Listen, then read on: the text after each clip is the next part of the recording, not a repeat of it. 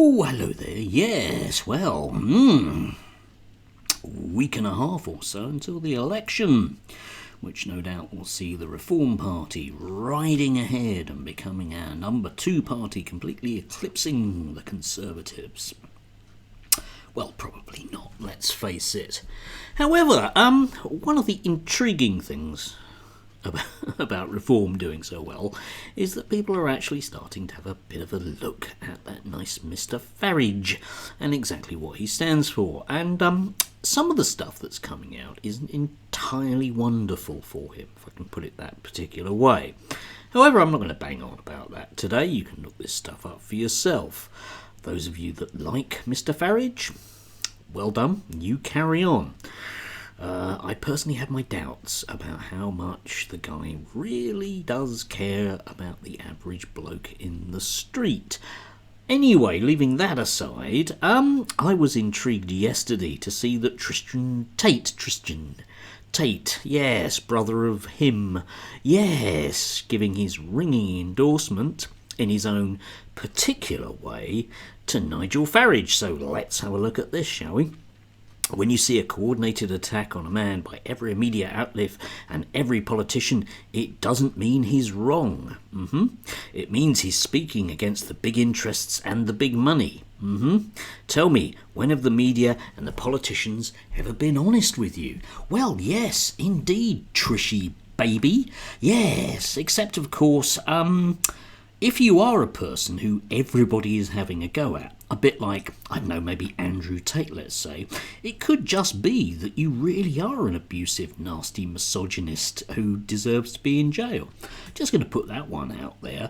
And in terms of speaking against the big interests and the big money, I don't actually think that's Nigel. Sorry, he doesn't do that. He's very interested in big interests.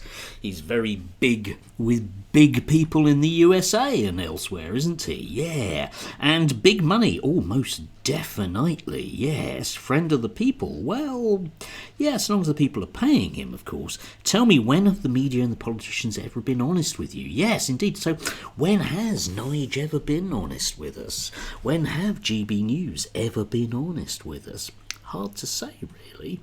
Anyway, about 4 years ago, at the height of COVID, I made a fairly longish video about Nigel Farage, and I was comparing him because at that time a lot of people were sort of saying the classic phrase at that time was, well, the real fascists are the anti-fascists. So I made a video which was comparing Nigel Farage with his positions with Antifa, and I used Umberto Eco's, my favourite, 14 points definitions of fascism.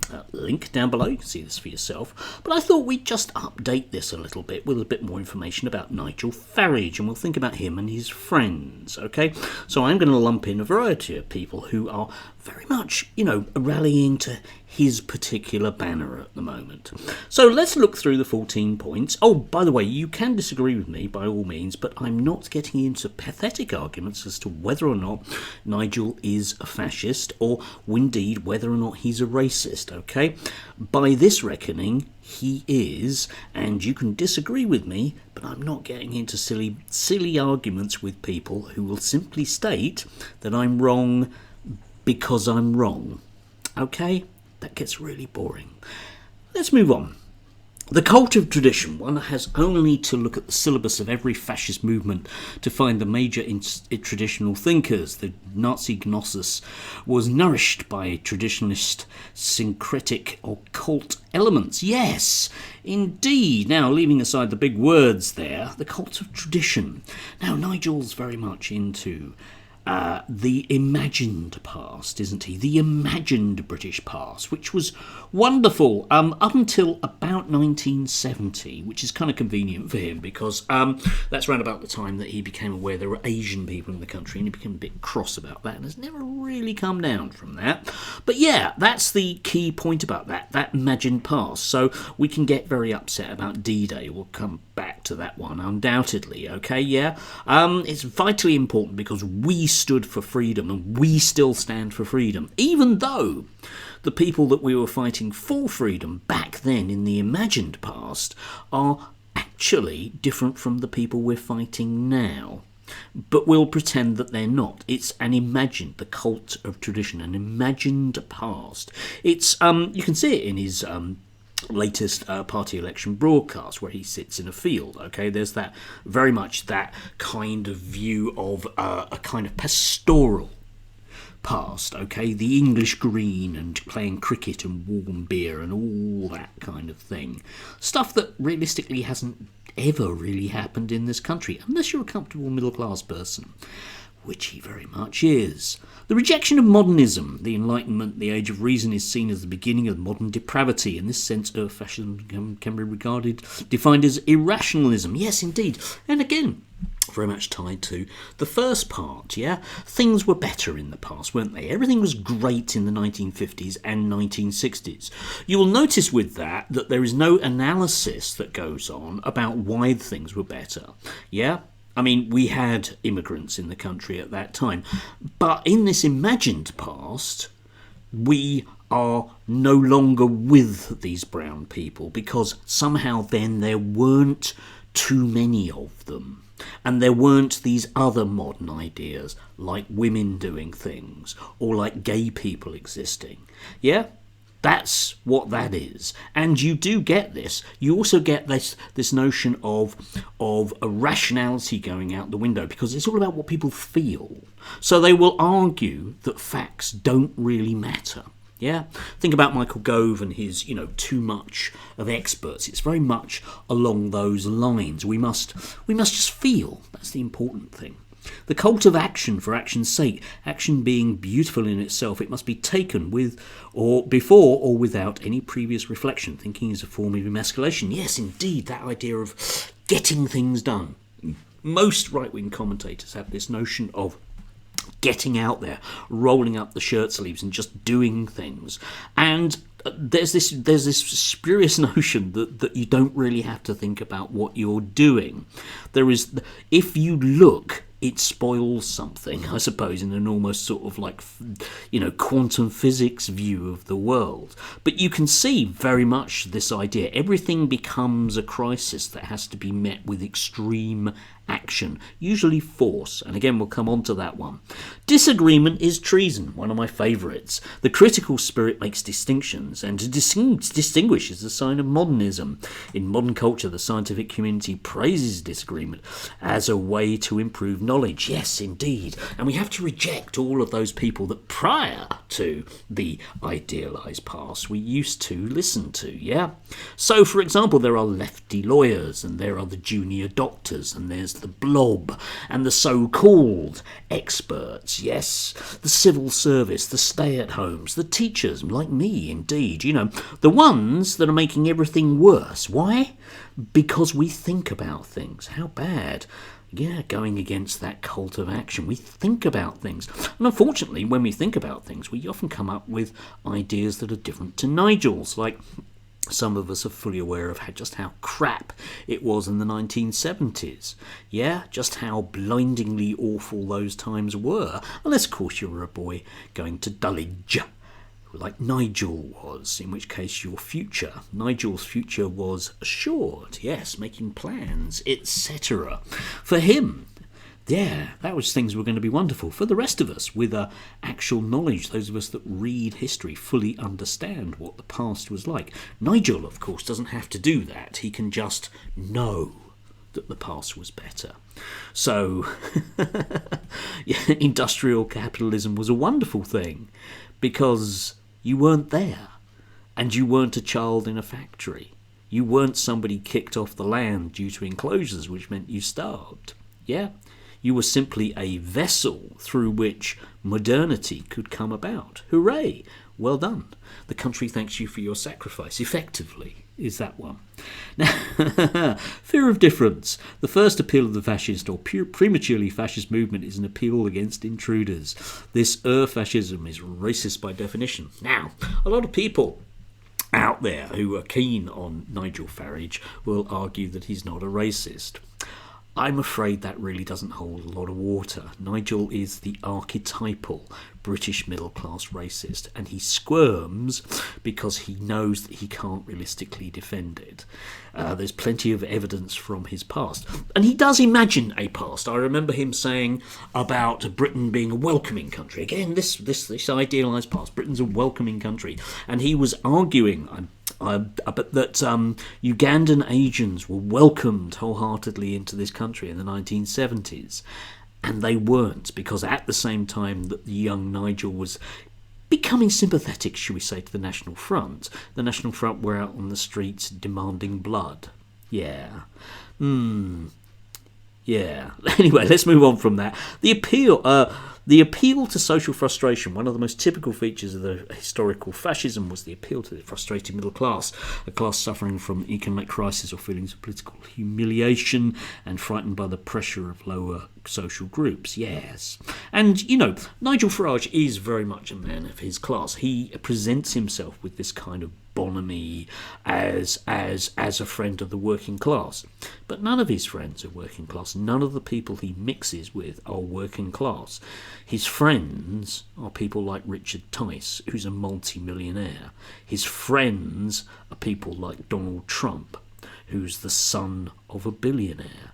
Those are his friends, okay? The bloke in a pub he will smile and get on with. I don't dispute that. They aren't his friends. He doesn't come from that class background, and he is very much, like all extreme right-wingers, will appeal to that sense of middle-class dissatisfaction. That is, after all, historically where a lot of fascist supporters come from. And you can see that in residual movements all across the world. You look at those countries with a history of fascism, those people that look back fondly at it are always those that did fairly well out of it.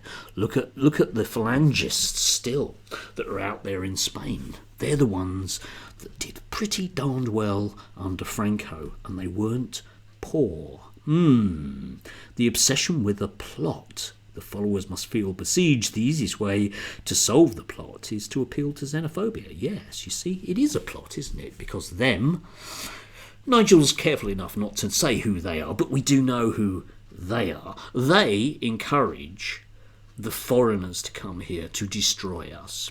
It is a plot by the junior doctors that blow up the teachers. It's a plot, okay?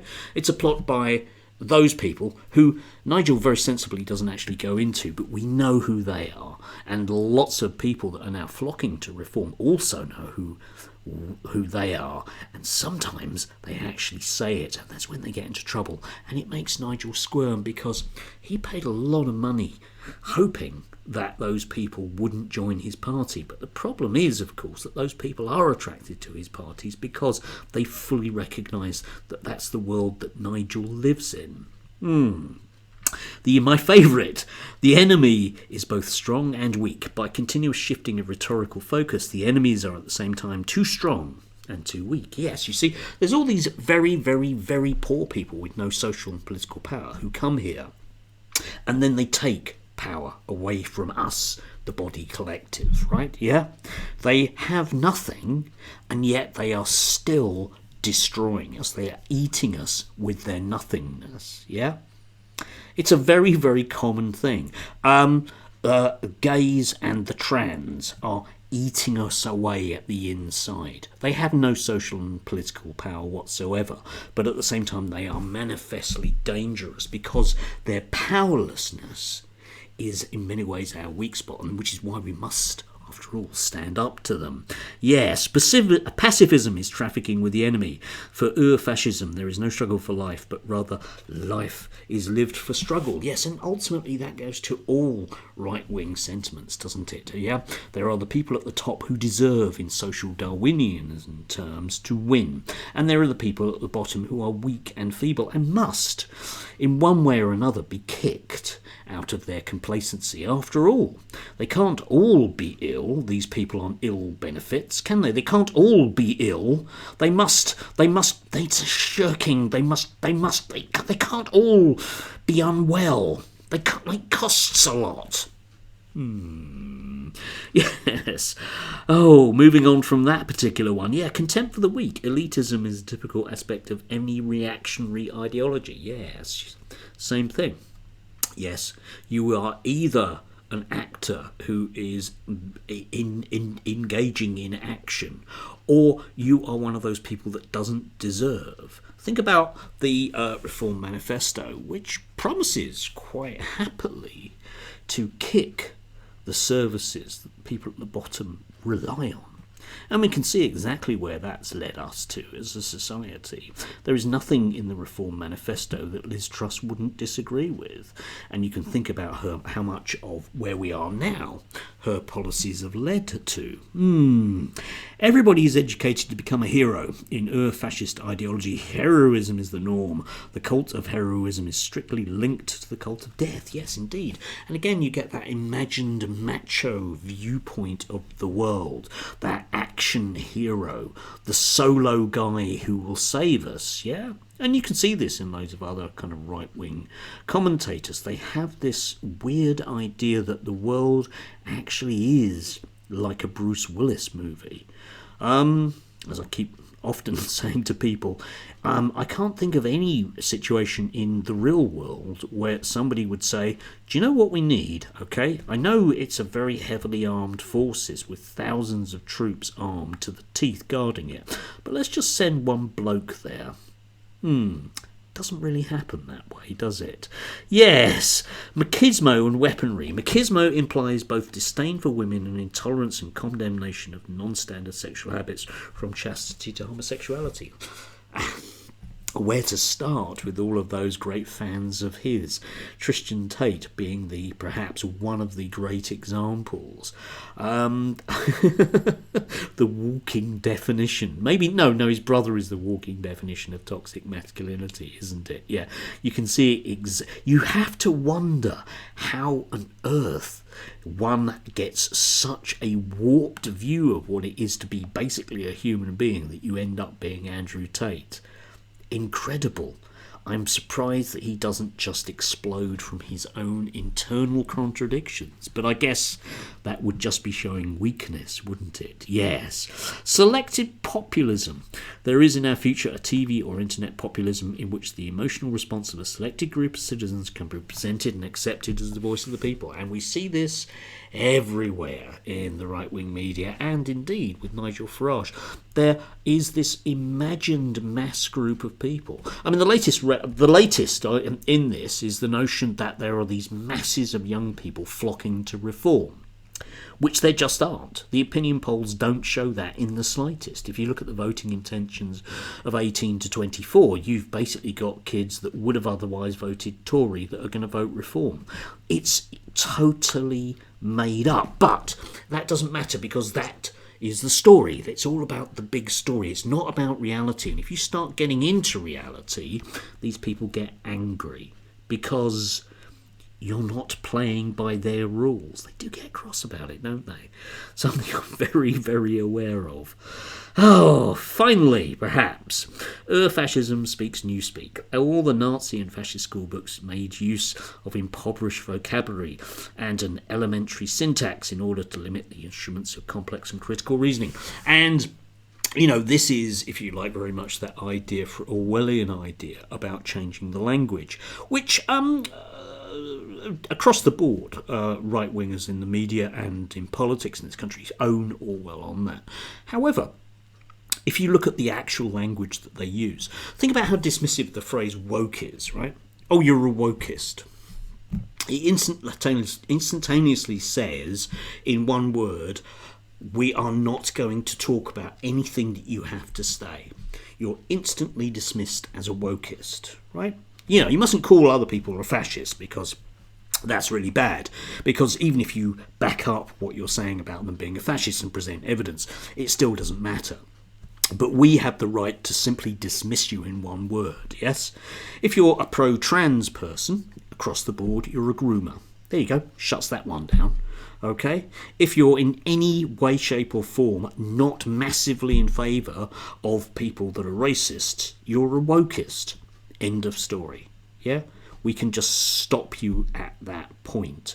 And it becomes a form of intimidating bullying because the irrationality, the lack of any analysis, the emotional response becomes the most important thing that there is.